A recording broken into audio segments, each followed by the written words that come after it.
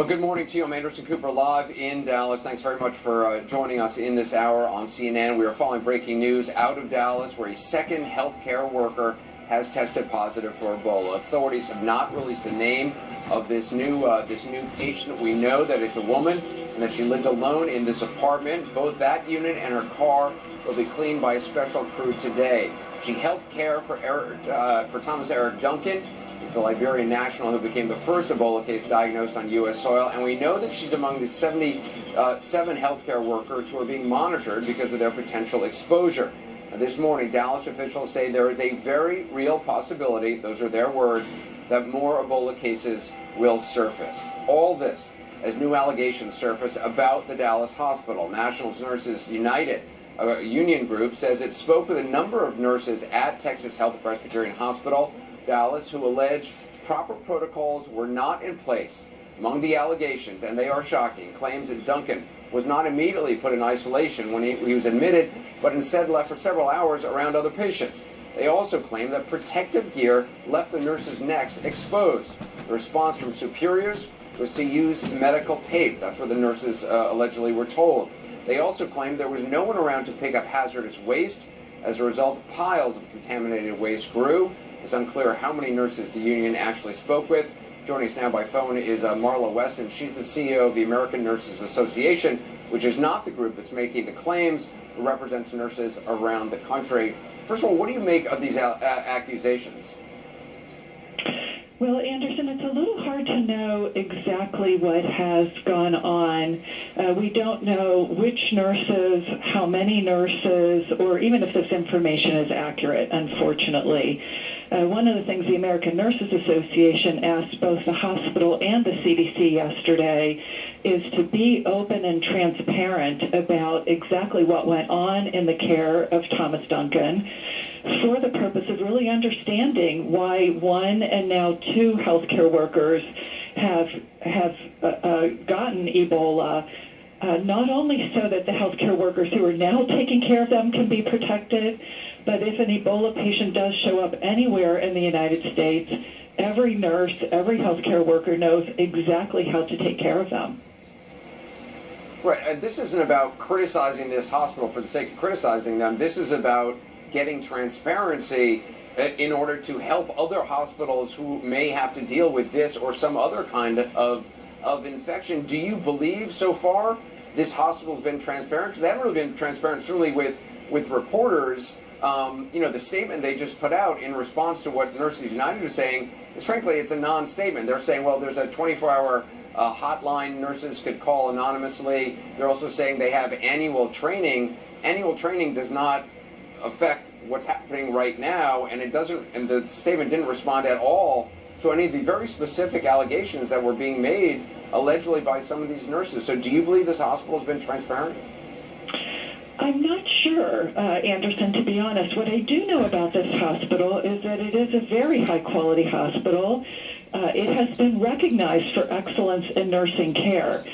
And we do know that nurses are the front line of the healthcare system. They do get annual training on infection control procedures. Every nurse in this country is really an expert at what we call universal precautions.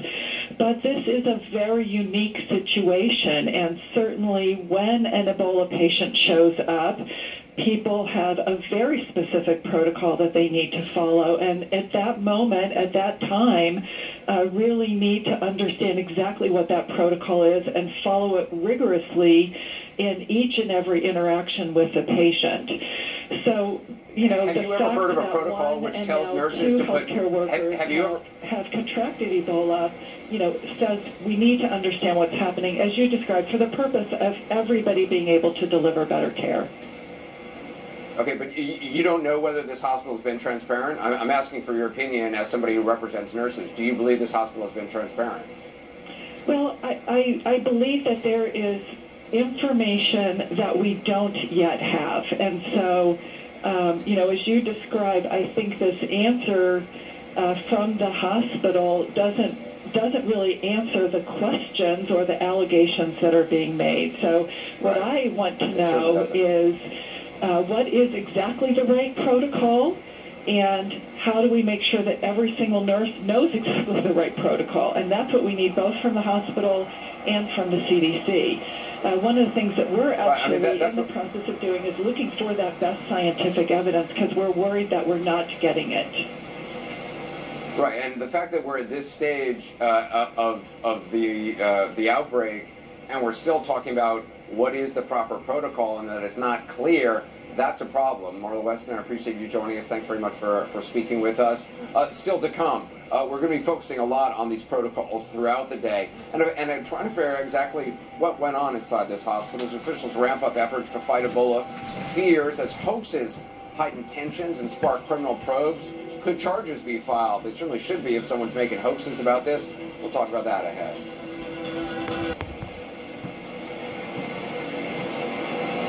Welcome back. The breaking news, obviously, here now. A second healthcare worker has come down with Ebola.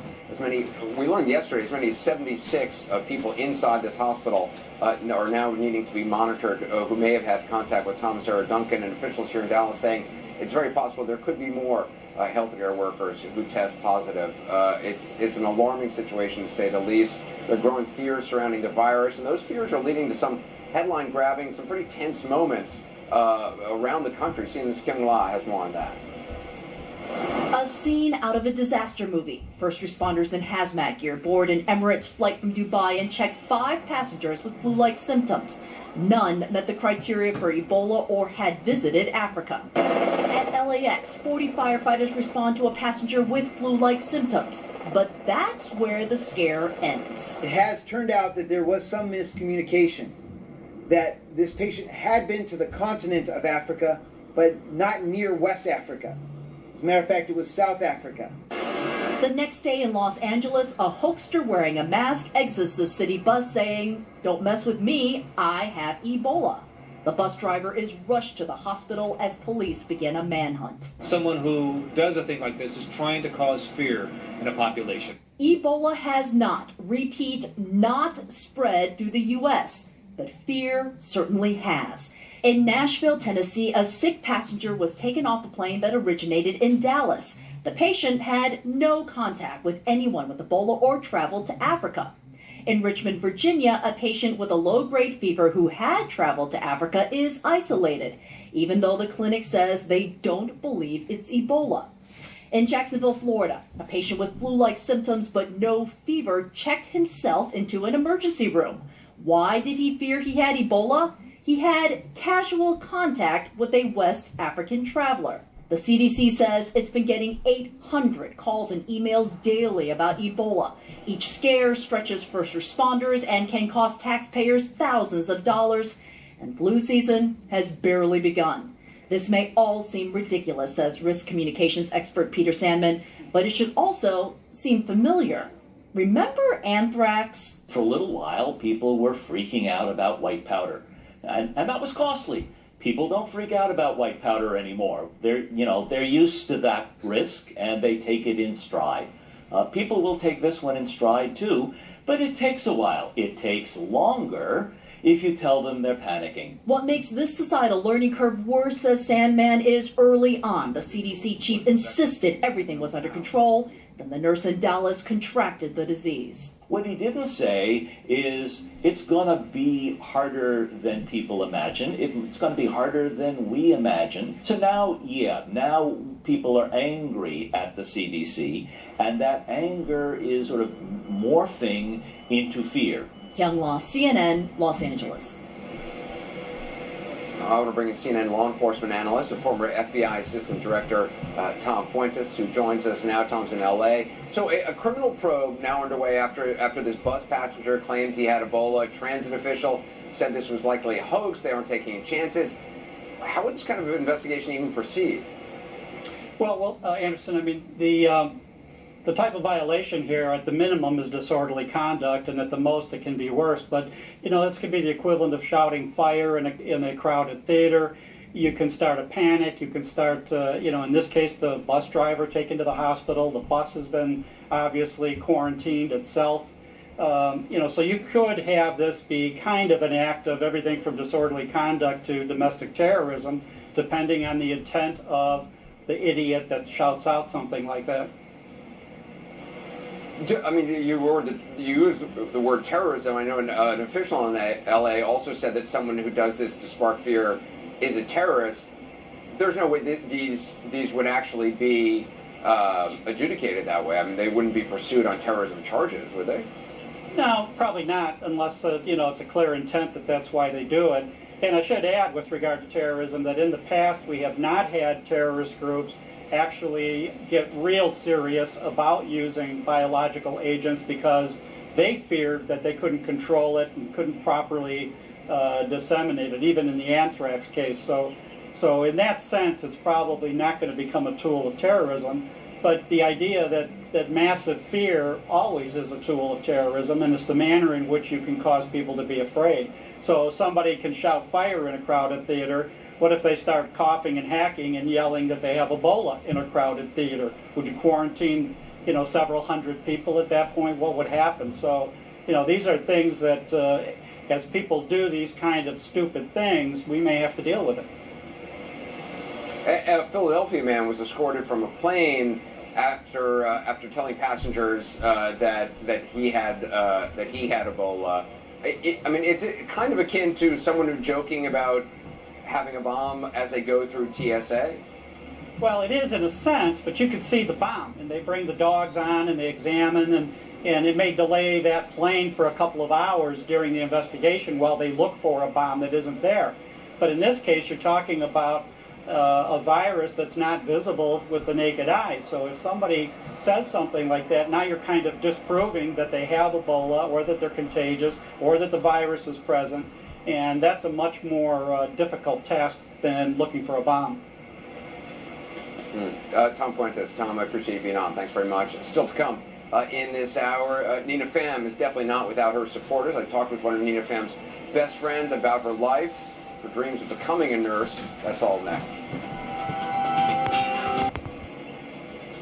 Two patients with Ebola now being treated here at the hospital in Dallas. One of the friends of Nina Pham, the first nurse at Texas Health Presbyterian who contracted Ebola, is speaking out. I caught up with Sarah Strittmatter last night on AC360. They've been close since the third grade. We talked about how Nina touched her life and her dreams of becoming a nurse. What is Nina like? Nina is an absolutely incredible young woman. She is a woman of great heart and incredible spirit. It's so cool that you've been friends since third grade. I mean, there's not many people who've, one remains friends with that long. We've been very close, and she's kind of that person that you're always striving to be. She's that person that's got the infectious laugh. In 8th grade, I'm partial to anyone with a strange laugh. So. Oh, she's got a wonderful laugh. Okay. Wonderful laugh. She'll laugh even when your jokes aren't that funny. Is that right? Mm-hmm. Yeah, I heard you said that she'll laugh just because you think the joke is funny. She sort of wants to make you feel good. Yes, You also said she's not very good at being mean to people. No, she's terrible. She's also terrible at being sarcastic. Sorry, Nina. But she's an incredibly kind and selfless person. Did she always want to be a nurse? I understand during a career day, when you were in high school, she was a nurse. Well, she had some 1st and 2nd grade dreams of being a fashion designer, I think. But when we came down to it in 4th grade and we had to pick careers, she came as a nurse. Well, it was fourth grade. Fourth grade. We met in 3rd grade, and that was in 4th grade that we had career day. So for that long. That long. So it didn't surprise you that she actually did become a nurse. She's a people person. You're also very close to her family. Yes. They've helped you in tough times as well. Absolutely. Anytime that my family has struggled with a death in the family or any tough times. One time we came out on the porch and there was an entire ham on our porch. But they're always talking to us and making sure that we're doing okay and there to support us. There's been a lot of reports about her dog and how important her dog is to her. And one of the reasons we've been reporting on is because you don't want people who might be infected with Ebola feeling that their dogs are going to be killed if they come forward. So her dog is being taken care of, but you kind of know the history of it. A little bit, and I hope I do him justice. His name is Bentley. She calls him Bentley Boo. He's adorable, and he's a rescue dog. He is a rescue dog. So Nina, her entire life, had been looking forward to moving out just so she could kind of have her own dog, and Bentley was that dog. And Bentley was part of a litter of dogs, I guess you call them litter, a pack of dogs that was rescued from a puppy mill. And there were a lot of puppies, and to save them from the risk of euthanasia, Nina said, "Sign me up. I want one of those dogs." So the dog is important to her. Extremely important to her. Yes. And, obviously I talked to the mayor of Dallas, who was saying that, the family is obviously, for them, this is a very private matter, but they also are aware of there's a lot of interest in this and obviously a lot of attention. Yes. Is there anything else you want people to know about your friend? I want them to know that she is that best friend that you have that whole life, your whole life you're trying to live up to be like her, to be that caring and loving and selfless and there for you. She's that person. She's not just another news story. That she's somebody's best friend and your best friend. And I remember I heard you saying also that she's very meticulous. She's very, and has always been. Yes, and in middle school, we always needed things that were handwritten for the class on brochures, or anything that we were doing. It was always Nina that we went to to do that, and she's so organized. Well, Spirit Matter started a GoFundMe page to help out Fam and her family. All of Nina's belongings were destroyed in the decontamination process, and the family's not working, so they can be by her side. So far, they've raised about $25,000. You can find a link to that site on AC360 blog, the blog page at CNN.com. Thanks very much for joining us on this hour. I'm Anderson Cooper. Don't forget to tune in tonight for 360. I'll be live here in Dallas, bringing you all the latest at this hour with Berman. Good morning, everyone. I'm Tamron Hall. This is News Nation. We are following breaking news just in. Details about the second healthcare worker who treated Thomas Eric Duncan and is now diagnosed with Ebola. We have new information regarding this case. Now, throughout the morning, hazmat crews have been at her apartment complex, and emergency responders have been at the scene, alerting her neighbors and residents nearby. Now, the Texas Health Department says the healthcare worker helped treat Duncan before he died last week, though it is unclear what role she played in his treatment. They've not released her name as of yet, and when asked at a news conference this morning if she was a nurse, officials would not confirm that information. She was one of 77 workers being monitored. Texas health officials say she first reported a fever yesterday and was immediately isolated. Overnight, preliminary test results confirm she has Ebola. Hospital and city officials say they are doing everything they can to monitor staff at Texas Health Presbyterian Hospital, and they have a contingency plan in place. This is a stark contrast to CDC Director Tom Frieden's stunning revelation yesterday that his agency did not respond fast enough. I've thought often about it. I wish we had put a team like this on the ground the day the first patient was diagnosed. That might have prevented this infection. But we will do that from today onward with any case anywhere in the U.S. On the Today Show this morning, Health and Human Services Director Sylvia Burwell was pressed on the CDC's response. The CDC sent a full team in place and sent a team of epidemiologists as well as infection control people. What I think we believe that we could have done much better is the oversight of the implementation of the protocols. Do you have confidence in the CDC and Dr. Frieden? I do have confidence in the CDC and Dr. Frieden. NBC's Mark Potter joins me now from Dallas with more. So at this point, Mark, the hospital has not confirmed that this was a nurse. They won't say what role she played in Mr. Duncan's care. When will we get more information on how she perhaps was exposed, as we still wait on more details regarding the nurse who was first diagnosed earlier this week? That's exactly right. And this is being called a gut shot to the hospital community here by the Dallas County Judge, Clay Jenkins, who's been talking this morning. This is a big hit to this hospital, a second case now.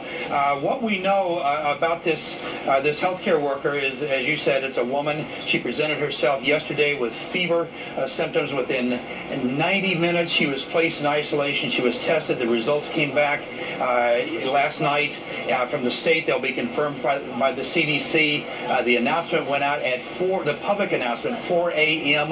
local time here, and a flurry of activity followed right away. The police and fire officials went to her apartment complex. We know that she lives about 3 miles away from here in northeast Dallas, in an area of a lot of apartment complexes. The neighbors were notified, door-to-door, people going knocking. There was a reverse 911 call that went out to the neighbors to tell them about what was going on. The cleanup began right away in the outside area, the common area of the apartment building, and the cleanup inside the building will begin this afternoon with specialty crews. Meantime, 75 other workers who were involved in Thomas Eric Duncan's care are waiting, and you can imagine very anxiously to see if they have come down with symptoms. It must be a very horrible time for them. The hospital has said that it will make isolation areas available to them if they want to wait out this time away from their families so the families aren't infected. That shows how serious everyone is taking this, and the officials are indicating it's quite likely that we're going to see other cases because they haven't determined yet, at least they haven't said publicly, how this breach may have occurred, Tamron. Okay, and Mark, let's look at the timeline. We have a calendar. Thomas Eric Duncan actually died Wednesday, the 8th. The nurse, Nina Pham, was diagnosed Sunday, the 12th. And now we have this third Texas healthcare worker. She was diagnosed Tuesday, the 15th. A couple of basic questions that I think people want to know. First of all, the fiance for Mr. Duncan, she was in close contact with him prior to being, when he was finally admitted into the hospital after the second visit. How are those people, those family members who were in intimate contact with him, doing? And will all of these workers now remain in some type of quarantine for, I believe it's 21 days, as was the case with Mr. Duncan's, or is the case with Mr. Duncan's family members?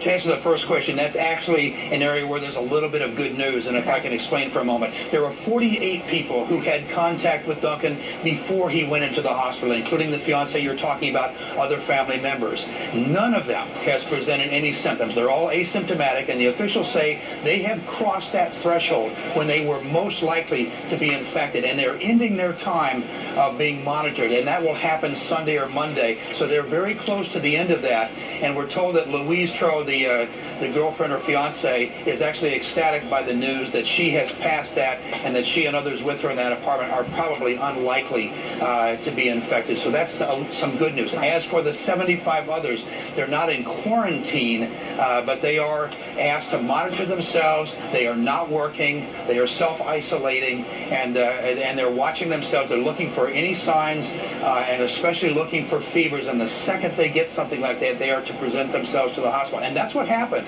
in the case of Nina Pham and the case of this woman, this second patient now. And officials say that is how the system should be working now, because there's a thought that if they get in early, there might be a chance not only to prevent the spread, but also to treat them more effectively than had they come in late. All right, Mark, thank you very much. And news of this latest diagnosis came just hours after the National Nurses Union, speaking on behalf of several anonymous nurses at Texas Health Presbyterian Hospital, claimed proper protocols were not followed and the staff was put at risk. Now, the nurses do not belong to the union.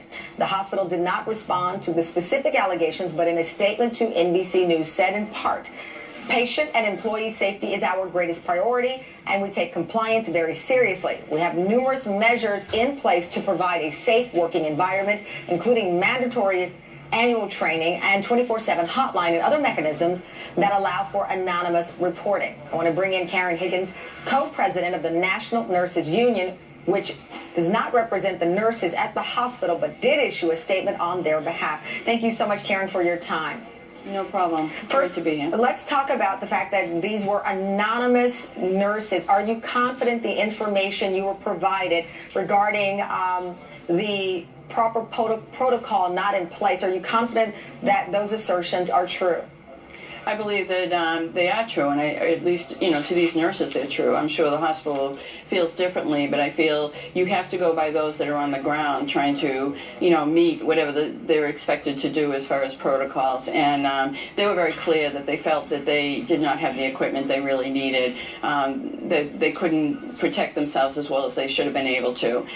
So I absolutely believe them. I don't see any reason why they would not be telling the truth of what they've been going through. Well, I'm sure you've heard the nurse who's being treated, the first nurse diagnosed, said that her hospital was the best hospital and that they provided all of the equipment and what she needed. She's not been critical. She is certainly still under care, and we will learn more on how she was exposed. But at least right now, Nina Pham is not critical of the hospital in saying that she was not equipped properly.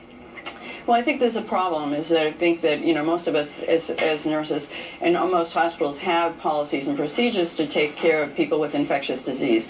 I think Ebola is actually a little bit more above what we typically do to take care of patients. And I think that we knew ahead of time. We've seen how they've been treated in the past in Atlanta, in Nebraska, what they've been wearing in Africa to take care of these patients. And I think that where we missed the mark is we did not take that seriously enough and make sure that what we're using is that high quality, really safe equipment, not the typical things that we would use for just infectious disease, but to go way above that to make sure that we were providing everything that a nurse and anyone else that walked in that room needed. And I think that, this was not a lesson, I'm sorry to say, that we should have had to learn, but we are learning. And it's nice that everything is going to effect now, but this all should have been done before these patients started arriving at the hospital. Listen, when the possibility, I think, was made that eventually Ebola would end up in the United States, this concern that had been going on globally after some 4,000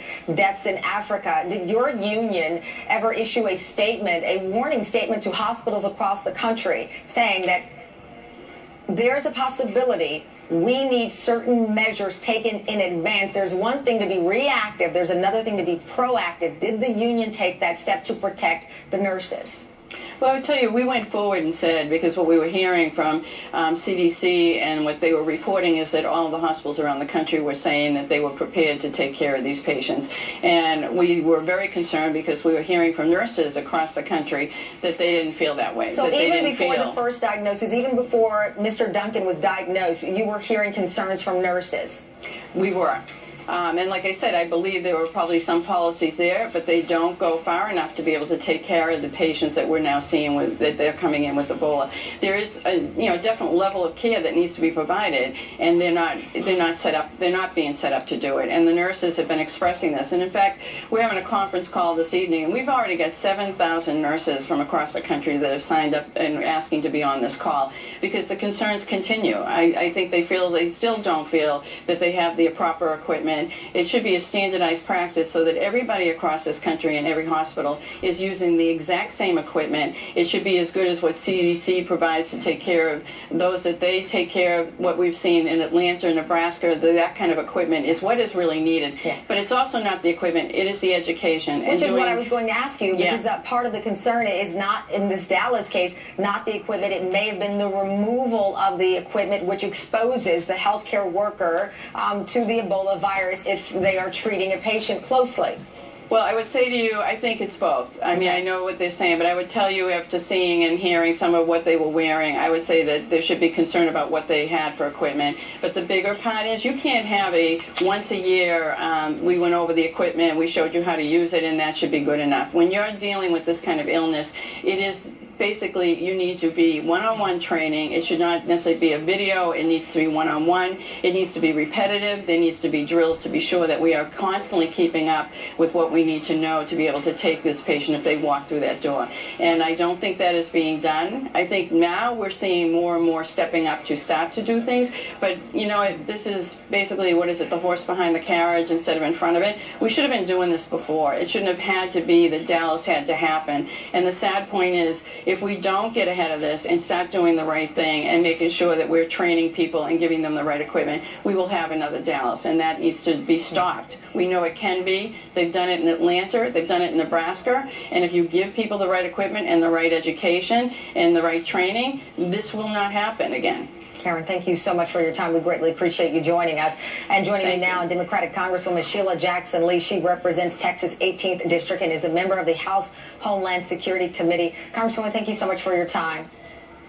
Thank you for having me. I think first off, a lot of people heard the director of the CDC say in this stunning development that in a sense the CDC did not have all hands on deck, that they've amended their strategy since these cases in Dallas. But I think, Congresswoman, in our minds, we figured the CDC had practice runs here, and that if, in fact, a case sprout up in the United States, that it would have already had a plan, not one that was a work in progress. Do you have confidence in the CDC director and the CDC at this point, now that we have these 3 cases in Dallas where there were clearly some huge questions that have not been answered? Cameron, first of all, I want to offer my expression of concern for the 2 nurses that have been impacted, and to make the very, I think, obvious point that our medical professionals beyond our doctors are the infrastructure of our hospitals, and that we're on a red alert. We're on a crisis. We are not hysterical, but we're on a crisis. I make the argument that the Centers for Disease Control is a vital organ of this health infrastructure, and the head of it, Dr. Frieden, has been a very good leader. But what I am concerned about and really frustrated is that we did not take this initial encounter in Dallas at the level that it should have been. The county officials have been excellent, but the infrastructure of the Texas Presbyterian and understanding what was happening to Mr. Duncan did not translate to those frontliners, those nurses and techs and others, and that is unfair to them. And so I am very frustrated with that. I will also say that the Centers for Disease Control suffers from the continued gridlock in Washington and Republicans not funding fully. Even though the fight against Ebola is bipartisan, the CDC has suffered in its funding along with the NIH. If we ever get called back to Washington early, that's what we should be called back for, and I would certainly join to do that. We need those resources. So my offer is this. I believe that there should be a coming together of Homeland Security and the CDC and the NIH in this instance, particularly FEMA, which is utilized during emergency situations. And there should be on-the-ground training at selected hospitals across America. I also think that there should be continued calls to nurses for training on protocol. But I guess, again, back to the initial question, this is a situation where we are seeing a reaction and not a proactive approach from the government, whether it is funding or something as simple as having a plan in place. And I use the word simple in that what does the CDC do if they don't prepare for situations like this? You've been a guest on this show. We've talked about the situation in West Africa, thousands of deaths. We do not live in a bubble. If the CDC is not planning for things like this, how can we have confidence in that agency, and how can you have confidence in that agency? Cameron, you make a very good point, but I do think it's important to take note that the CDC, in combination with certain hospitals, did handle those first cases of U.S. citizens coming out of Sierra Leone, Liberia, and Guinea into the United States, and all of those individuals have recovered. What I think is missing is the targeted help that now they know that they needed to have. They missed that point. There's no doubt on that. But I will say that it does not undermine my confidence in the skilled personnel that is at the CDC. I think they have to be more responsive. I held a meeting at my airport at least a week before the announcement about lifting the protocols on incoming passengers, and I made the point that they should be lifting the protocols on screening, but that there should be a Centers for Disease Control center at every single major international airport in the United States. That has not yet been done. I believe that should be done. Part of it is resources. Then secondarily, let's count nurses and techs and other health professionals as frontliners, like first responders. And they should get special care, whether it is daily phone calls on protocol. The equipment most likely is there, but the protocols are not there. I'll be meeting with my nurses in Houston. Tell me if the protocols are there, because they are the frontliners for saving lives. As we've heard over and over.